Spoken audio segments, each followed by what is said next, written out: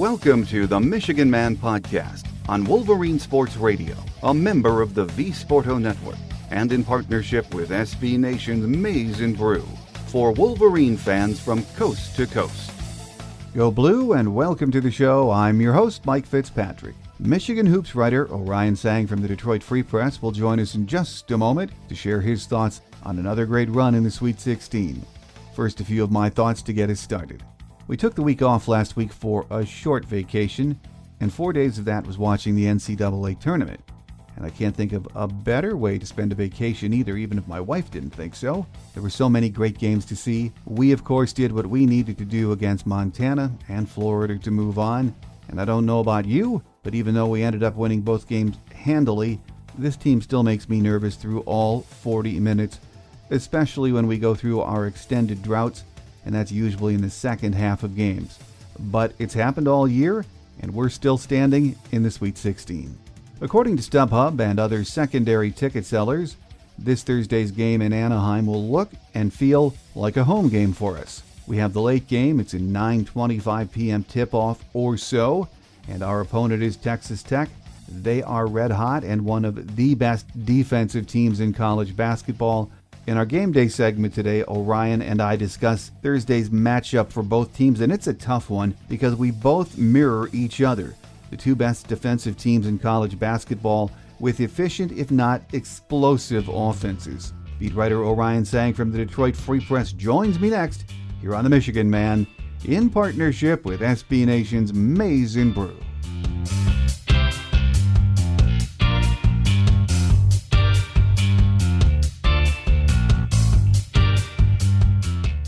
Back with us on our game day segment, a gentleman I'm sure all Michigan fans are familiar with, Orion Sang from the Detroit Free Press. Great to have you back with us. Good to be back, Mike. Well, Orion, before we look ahead to Thursday in Anaheim and the Sweet 16, which is just going to be incredible once again, let's back it up and talk about what we saw over the weekend in the first round in Des Moines, the play of Charles Matthews, who I'm not sure he's 100%. He says he's not quite there yet, but whatever he is, what a difference he's made and makes when he's on floor. Yeah, and I think it starts all at the defensive end because he can just shut down opposing wings and opposing guards, and I'm sure we'll get to it, but that'll be a big key in Thursday's game against Texas Tech. And offensively, it looks like he's maybe rounding back into form. I mean, I thought he was pretty aggressive off the dribble, and that's sort of a sweet spot, when he's getting to the rim, dunking, finishing hard, drawing fouls, like that's when he's at his best. Well, I suppose we weren't surprised or aren't surprised anymore at the elite level of play we're seeing from Xavier Simpson. And, other than a few turnovers, I think there were 5, maybe not all of his in the first half of the game on Saturday. He has been just incredible, hasn't he? Yeah. That Thursday game against Montana, I think their ball screen defense, they were really aggressive in sending 2 defenders at him. And I think that resulted in a few turnovers that were maybe uncharacteristic. But otherwise, he was outstanding in those both games. I think I'm looking at the stats. He combined for 19 assists over 2 games. And that really just, that's when he's at his best, working on the ball screen game, finding open guys. I thought his connection with John Teskey against Florida was really key, especially in that first half. And he just keeps raising his level. I know the coaching staff, Coach Beilein, has talked about it more in the last few days about how mentally tough Xavier Simpson is, and that sets him apart from a lot of players, or most players, that Coach B has been around, which is saying a lot, isn't it? Yeah, this team takes on the mentality of Xavier and Charles. This team is built in their image. It's molded by them. They are the clear, unquestioned leaders on this team, and everyone listens when they have something to say. And I think that's why this team has had the success it's had. It's because of Xavier and Charles. Well, I have to admit, watching since January and then in the opening round, Jordan Poole he drives me crazy a lot of the time with his shot selection. But the reality is we need him to be aggressive. And when he's hitting, this offense is so much more dangerous, isn't it? Yeah. So Michigan needs him to be aggressive and to be finding the type of shots that won't drive John Beilein crazy, I guess is the best way to put it. And I think he did that in both games. I think in Florida, the key for him was he didn't settle for a lot of those step back threes that we've become accustomed to, maybe, especially against Michigan State when these two teams play. But he was really good at, I think there was that one sequence to open the second half where he found Teskey down low, and then I think he pump faked and then drove in and then drew the foul and finished through contact. That's the complete version of Jordan Poole. It's not just the outside shooting; it's his ball handling, his creation, his playmaking ability. I think that's the best possible version of Jordan Poole and the version that Michigan needs going forward. So for Michigan fans, that was encouraging to see him have a good game like that. Yeah, it was. The other guy that just keeps blowing me away is Big John Teskey. He has risen to the occasion all year and thus far in the tournament. And to me, I mean, I'm sure other people have their own opinion. To me, he's the straw that stirs the drink, especially on the defensive end, Orion. Yeah, I think towards the end of the first half, Michigan did something that it doesn't really do that often. It switched every screen, and Teskey actually stayed in front of, I think, a couple of Florida's guards, and he did really well there. And I mean, that sort of speaks to the trust they have in him on defense. He's kind of the anchor. Everything they do kind of revolves around him, in that he's able to hedge hard on ball screens, he's able to recover down low, and he's just really good at protecting the rim. He's an excellent player. He's blossomed a lot, and I think basically the key for him going forward will be he has to stay on the court. He can't get into foul trouble against Texas Tech. As we've watched him develop during the season, and it was mentioned on the telecast over the weekend, is on those ball screens and on those switches, and how well he really moves his feet for a big man, much better than I think we ever expected he would be able to. Right, that's the key, is because if other teams are switching screens and Michigan is sort of struggling to beat the big man off the dribble, another avenue would be to dump the ball down low to Teskey in the post, because he's got a size advantage over the guard that's switched on to him. They haven't really done that consistently or frequently when they face defenses that switch screens, but it could be something to watch for Thursday, because Texas Tech has the capability to switch screens. They've got a center who's really good defensively who can do that. So an easy source of points could be finding Teskey down low in the post. And what about the play of Iggy last weekend in two games? I mean, he sort of struggled, and I'm not worried about that. The thing I do like is that this team can win without him being, as he's their leading scorer, as him being red hot. Yeah, I think he struggled a little bit against Florida. Their defense is pretty solid. They've got some length. They've got some guys who can really guard, and he had to foul trouble as well. But I don't know, like with Iggy, he's really talented offensively, and he's the leading scorer, obviously, and everything there. But I don't know if he's really necessarily, as you said earlier, he's not the straw that stirs the drink. I think that would be Xavier. Xavier is just the guy on offense. He's always got the ball. Michigan's asking him to do everything basically out of the ball screens and find open players, open teammates for shots. So when Iggy's on, that adds like a really great dimension to Michigan's offense, of course, and you'd rather have him be on than off. But I think the key is really Xavier Simpson and his play on offense. Well, and the offense for most teams is what it is this time of the year. I mean, you might get hot in the tournament, but your basic offense is what it is.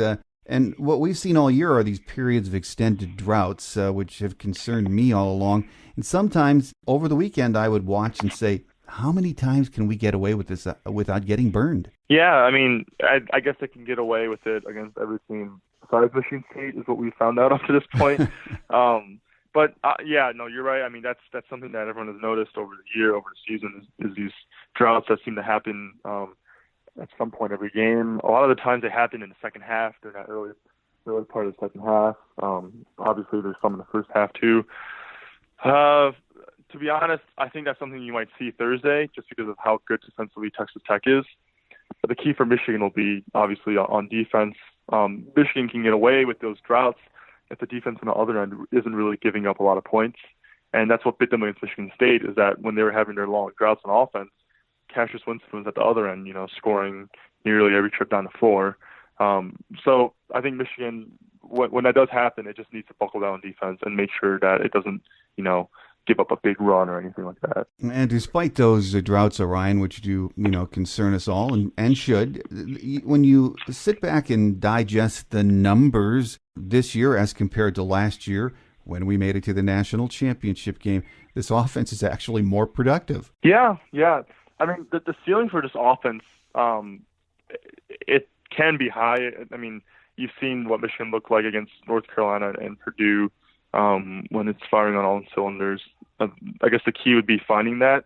I'm not sure if Thursday's game is really the best, situation to do that, given how good Texas Tech is. But I'm still kind of waiting for that. It seems like every year Michigan has that one game in a tournament where they just blow another team out of the water. I mean, last year was Texas A&M. I'm still waiting for that game this year. We'll see if they have a chance to get to that after Thursday. But I'm still waiting for that type of breakout performance where they just shoot, like everything they shoot goes in and they blow a team out. Yeah, we haven't seen that yet. You're right, and I would welcome that anytime. This Thursday would be good. With us on our game day segment this week is Orion Sang from the Detroit Free Press talking Michigan hoops and, of course, about the Sweet 16 coming up later this week. And we know Thursday night we get Texas Tech. It's a late game. I think is it 9:25 Eastern time tip-off, Orion? Yeah. Something like that. Around there, I think. Yeah, like 9:30, something like that. And so it's the number 1 and 2 defenses in college basketball facing off. A lot of people have been writing it'll be the first team to 55 points that wins this game. But whatever, it's going to be a grinder with teams that play defense like this, isn't it? I wrote a little bit about it, I think, yesterday, and I wrote more about it today. But the key, I think, for Michigan is you absolutely cannot have wasted possessions. Michigan leads the nation in zero turnovers per game. That basically is going to have to stand because Texas Tech is very good at creating turnovers. One of the best in the nation at doing so. I think they force like over 15 per game, and their turnover rate on defense is like 23.1%, so they force turnovers on 23.1% of possessions. Michigan cannot afford to have a sloppy game. I mean, with how good Texas Tech's defense is, Michigan needs to value every single possession. It can't give anything up in transition because that could be a backbreaker in this game. And I think, like myself, a lot of Michigan fans have not seen much of Texas Tech this year. In all honesty, Sunday against Buffalo was the first time that I had seen them play an entire game. And I was impressed. They're long, they're athletic. What do you think the key matchups are in that game, Orion? The big matchup is Charles Matthews on Jarrett Culver. I'm assuming Michigan will mirror Culver with Matthews. Culver is their best player. He does everything for them. He's a wing. I think he's 6'6". He's supposed to be an NBA draft pick this spring, a high lottery pick. He's really, really good. He's super athletic. He can create his own shot. He can get to the rim. He's not the greatest three-point shooter, but the rest of his game is just so filled out. He assists his teammates. He creates for them. He distributes. He's just a very, very solid offensive player, and it really comes down to slowing him down on offense. And as far as from the perimeter game, they're not a great three-point shooting team, are they? Yeah, they're not a great. They're at 36.6% on the year, which is decent. It's probably a top 20% in college basketball. Like Culver, as I mentioned before, is not the greatest three-point shooter, but they've got some guys who, if you leave them open, are going to make you pay. That point guard Moretti is at like 45%. Yeah. Mooney, the graduate transfer from South Dakota, he's at like 38%. They got a couple guys off their bench who are over 40%. I think the key for Michigan is you have to watch the off-ball stuff because when Culver has the ball, there may be, I don't know, this thought or reaction to overcompensate, maybe overhelp there. You can't do that. You just have to trust Matthews. You can't leave shooters open on the wing. You've got to stick with your man on the wing from outside. I think that's the key for the supporting cast, especially with Moretti and Mooney, because those guys are really good three-point shooters. If you leave them open, they're going to make you pay. Do you think this is a good matchup, or Michigan matches up well against these guys, though? I don't know. I've been going back and forth. I think this might be one of those games where neither team really matches up that well against each other. Texas Tech, they do have the ability to switch screens. They've got the center, Tariq Owens, who's pretty athletic. He has a monster block rate. He's really good defensively. And they're capable of switching screens, which, as we've talked about before, and as we've seen this season, it's kind of Michigan's kryptonite. So we'll see what happens there Thursday. Honestly, though, I'd probably call it a wash. I don't know if anyone has a significant advantage. Texas Tech has probably the best player on the floor, but Michigan, I mean, they have Charles Matthews, who's an elite on-ball defender, one of the best in the country. So it's not like Michigan is lacking in that department either. It's just a matchup between two teams who are very, very similar, I guess is what I'll say, which should make for a very tight, low-scoring game. Well, and if we get by Texas Tech on Thursday, most observers think Gonzaga will be the opponent on Saturday. Looking ahead, and of course, yes, we do have to get by Texas Tech, but how do you think we match up with Gonzaga? Gonzaga is the best offensive team in the country. Michigan's the best defensive team in the country, or second best. So I don't know. It'll be a battle of strength versus strength. I've seen some Gonzaga this year. They're really deep and they're really well balanced. They've got Hachimura, the Japanese player, at power forward. He's pretty physical. He's not really going to take you from outside. He's not going to shoot too much from deep, even though he is averaging 43% on like 32 attempts in a season. He's more of an inside post presence. I'm not sure. Like, this is looking ahead, obviously, but I'm thinking about that matchup, and I'm thinking Michigan would probably counter with Brazdakis there or Livers when Livers is on the floor, just because of Hachimura's body type. He compares kind of like to an Eric Paschal type in terms of physicality. He's like 6'8", 230. I mean, the rest of the roster, they're all really experienced. Like, Brandon Clark is this 6'8" guy who can really shoot from outside. He's really good at defense. They've got Zach Norvell, who's a pretty aggressive guard. They're a really balanced team. I guess that's what I'll say. They're really balanced on offense, and that is one where Michigan might need more out of its offense to keep up. But we're looking ahead here, so yeah, who exactly. knows? It could also be a rematch with Florida State for all we know. Florida State looks like a pretty dangerous team. I think the one cool thing about this year's tournament is that although there weren't that many upsets, now we're going to get a chance to see, like the country's top teams battle it out. I mean, these teams have been, really good all season long, and they're going to play each other now, and I think it's going to be a treat for fans of college basketball. Oh, absolutely. And just out west where we are, of course, we have the Texas Tech game on Thursday. Gonzaga and Florida State, a lot of the analysts, and again, I have not seen a lot of Florida State this year, but it seems like a lot of people that see a lot of college basketball think they might be one of, if not the most athletic team left in the tournament. Yeah, they've got some really, really talented athletes. I might butcher some of these pronouncements, so I'm just probably going to stick away from trying to attempt it. But they've got a couple of big men who are really good defensively. From what I was watching, they crashed the boards hard. Both were on the team last year. Their backcourt, they brought back. I mean, it's almost pretty much the same team from last year, I guess is the best way to put it. They really brought back every piece except for they did bring back every piece, basically, yeah. So that would be a type of game where I think the key would be to keep them off the offensive glass. I think defensive rebounding would be very important against Florida State, much like it was last year. Well, there's so much to look forward to this weekend. That's why we love this time of the year and love the tournament. And 3 teams from the Big Ten are in the Sweet 16. Iowa could have easily made it number 4. They should have had that, I thought, against Tennessee. That was a great game, though, wasn't it? Yeah, I actually missed a lot of it. I missed the first half when it went down big, and I missed some of that 25-point comeback. I caught the end. I was a little disappointed. I think they kind of fell flat in overtime. Mm-hmm. I was wondering if maybe he should have called timeout when they went down 3 or 5. I think he called timeout when they went down 7. I think it was 2.5 minutes left or 2 minutes and 20 seconds left. At that point, I don't know what you can really do. I don't know. I really thought they'd be able to pull it out. They did play really well down the stretch, but it's a tough one for Iowa for sure. No, absolutely. And again, it would have been really nice to have 4 teams in the Sweet 16 for the Big Ten. The Spartans, of course, have LSU on Friday and could possibly see Duke on Sunday in the East Finals. And if that happens, again, they have to get past LSU. But, I think the Spartans have a good chance against Duke because, to me, I know they're a great team. They have great athletes and the great freshmen. They still look beatable. They can be beat. Yes, it's one game where I think the matchups there's some favorable matchups for either side. Mm-hmm. I don't think Michigan State really has anyone that can match up with Zion.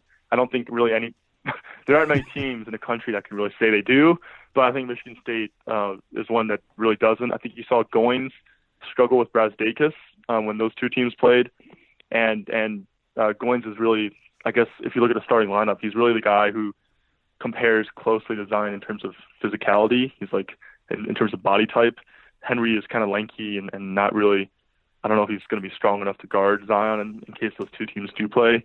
I do think Matt McQuaid on RJ Barrett could be a favorable matchup for Michigan State. I think McQuaid would be able to limit Barrett maybe into a poor game. And then for Duke, they do have a really good defensive point guard in Trey Jones. So Trey Jones and Cassius would be a fun matchup to watch. I think that's a game most people are hoping to watch. I think that'd be a heck of a game between two really, really good teams. There's so many great matchups and possibilities next week with the Sweet 16, so it's going to be another great weekend, or 4 days of college basketball. It's also spring practice, Orion, so for football. So I wanted to switch gears and ask you a few questions about that before we let you go. It appears Josh Gaddis is really going to be given the keys to the kingdom, so to speak, this year. If that is the case, and I think a lot of us are waiting until September to see that, what a shift in philosophy from Coach Harbaugh. Yeah, I think it's really notable and remarkable that Harbaugh decided to turn it over to Gaddis. That's something that we really haven't seen here at Michigan or really anywhere else. He's always had the final input. He's always had the final say. I mean, we won't really know how this works until the season comes here. So right now we're taking everything they say at face value. But everything they said is like, I hired Josh Gaddis to give him the offensive coordinator job, to give him input. And Gaddis says, I took this job because I wanted to be the offensive coordinator. I wanted to have input. So we trust them based on what they say until they prove us wrong, or if they prove us wrong. I think the interesting thing that Gaddis said was that Michigan is the no-huddle team, is what he said. That could be interesting because one of the things I thought that the offense could have improved on last year was sort of varying tempo. I think at times it could have benefited the offense if they had the ability to go faster. There were some botched 2-minute drills throughout the season that I think we all saw. So I think adding the ability to go fast will be key for this offense. I'm really interested to see how that works. Well, it's very different from what we've seen the first 4 years under Coach Harbaugh as far as on offensive pace and philosophy. And for one thing, it sounds like the players have really bought into it and really think it's a fun offense to run. Yeah, it does. I think they're excited, and they're also a little unsure of what the final product would be because when we talked to them last, they had just had their third practice, and I can't remember if they said they had a full contact practice yet. I'm not sure. So they're still installing everything. He wants to have the playbook installed, I think, by the end of spring is the hesitant timeline he gave. So we'll see there. Michigan does have a team that's very suited towards being more explosive, is the word I would say. They have a really talented and deep receiving core. They got some tight ends who can catch the ball. They've got a decent offensive line, and I think the most important piece here is they've got a returning quarterback in Shea Patterson who's pretty good. We will see what the offense looks like. Yes, we will. And as we know, spring practice has just started, and really we all know you don't find out too very much during spring ball, but has there been any news that you've heard so far that's sort of coming out of camp that sort of caught your attention, Orion? I guess personnel-wise, the first one that stuck out to me was Ben Mason news, that they're trying him at a lot of different positions. I think that sort of speaks to a couple things because when they say that they're trying to find more time for him on the field, it's presumably because Michigan might use a fullback less often. And that's a hint at what the offense may look like or what the offense might be shifting toward. So that's interesting there. And then I think the other note would be that they're trying him at defensive tackle. I think 3-tech defensive tackle is what they said, defensive end. Defensive line is an interesting unit and one that I would monitor because it's kind of shallow in terms of depth at this point, especially on the interior. So if they're trying him inside, that's probably a sign that they're trying to find guys who can play, trying to build out the rotation there. So those are two interesting things I took away from that one. The other one I think is they said that the offensive line is a strength of the team. Gaddis said that. And, I mean, it has a chance to be. I think it was really improved last year. It was much improved. They bring back 4 starters, and most importantly, they bring back Ed Warner for year 2. I think if things go right there, that could really become an area of strength, which really hasn't been the case during Harbaugh's time here at Michigan. Well, in the coming weeks, we're going to have a lot more time to talk about football. I don't know how much we'll learn coming out of camp, but we'll talk about it more. So last question for you, Orion. There were a few stories over the weekend regarding Chris Evans, and I think a lot of us have been trying to figure out what's going on there with his situation, and most of us are unclear as to what happened with him.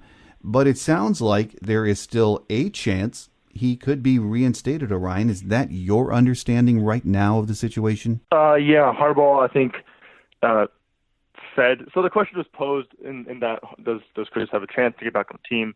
And Harbaugh was like, yeah. He didn't really say much further. He just said, yeah. So we'll see. It's kind of a murky issue in that we're not really sure of what happened. Chris himself tweeted out that it's academic related, so we'll see. I don't know if it was a team ruling. I think this may have been like a university type deal. So any appeal would have to go through maybe like a dean. I don't know, something like that. I'm sort of trying to predict it here. But if they think he has a chance to get back on the team, I mean, it sounds like he's working his way towards that. I read Angelique's story. It's very well done. It does sound like he's trying. So I wouldn't really shut the door on a return yet because it sounds like both parties are open to a return. So we'll just have to see. I guess the one thing would be if anyone is penciling him in onto the depth chart next year, safe move is probably to hold off on that until something more concrete happens because the timeline for that is pretty unknown right now for any potential return. With us today on our Game Day segment has been Orion Sang from the Detroit Free Press, who covers Michigan basketball and Michigan football. Of course, Michigan basketball on our minds this week with the Sweet 16. So, again, we enjoy having you on with us, Orion, and hopefully in the next week or so, maybe if there's a Final Four, which is really thinking ahead, we can get you back on and talk about that. But as always, appreciate having you on the show. Yeah, sounds good. Always a pleasure, Mike. Thanks for having me on. Quick Hits is next as we wrap it up for another week here on The Michigan Man on Wolverine Sports Radio, a member of the V-Sporto Network, and in partnership with SB Nation's Maize and Brew.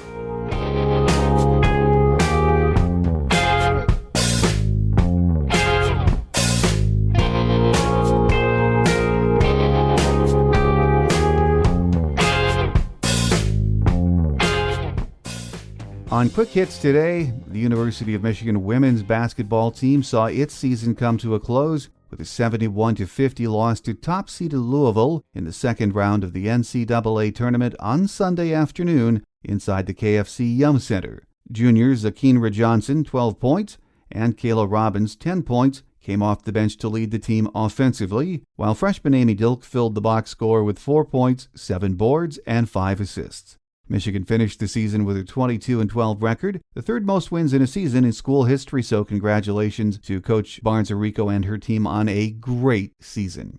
In softball news, sophomore left-handed pitcher Megan Beaubien threw 20.2 scoreless innings en route to 3 wins and a save in U of M's games against Western Michigan and Nebraska last week.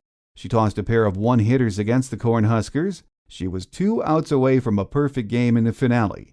Beaubien posted 31 strikeouts, including a season-high 13 against Western, and allowed just 8 hits and 1 walk, holding the opposition to a .114 batting average. We have a midweek game with CMU up there, then head to Rutgers for 3 this weekend. We are 19-10 overall, 3-0 in Big Ten action. Baseball has a busy week. On Wednesday, San Jose State is in town for a doubleheader. Then this weekend, we get Big Ten play underway with 3 against the Spartans. We are 15-7 to start the season. Wrestling capped off another great year, finishing 5th in last weekend's NCAA championships. Penn State was once again the national champion, and Ohio State finished second. Spring football, as we all know, is underway. Coach Harbaugh is happy with how his team is working, and the only real news so far has been affirmation that Josh Gaddis will indeed be calling the plays, and for the most part will be running a no-huddle offense this year. And we'll spend more time talking about football in the coming weeks after basketball is over. If you get the show from iTunes, please take a minute to rate or comment on the program. It really does help us a lot, and we thank you in advance. That will do it for another show. Enjoy Thursday's game with Texas Tech, and let's hope we make it to a Saturday showdown with the winner of Gonzaga and Florida State. Have a great Wolverine week, everyone. I'm your host, Mike Fitzpatrick. Until next time, take care, and as always, go blue. Thanks for joining us today on The Michigan Man, here on Wolverine Sports Radio, a member of the V-Sporto Network, and in partnership with SB Nation's Maize and Brew. Our listener lines are open 24/7 for your calls at 313-263-4842. That's 313-263-4842. Or email us at themichiganmanpodcast@yahoo.com. That's the Michigan Man Podcast at yahoo.com. The Michigan Man Podcast is produced at the studios of Robin Lynn Productions, Allen Park, Michigan, and is not affiliated with the University of Michigan. Go Blue!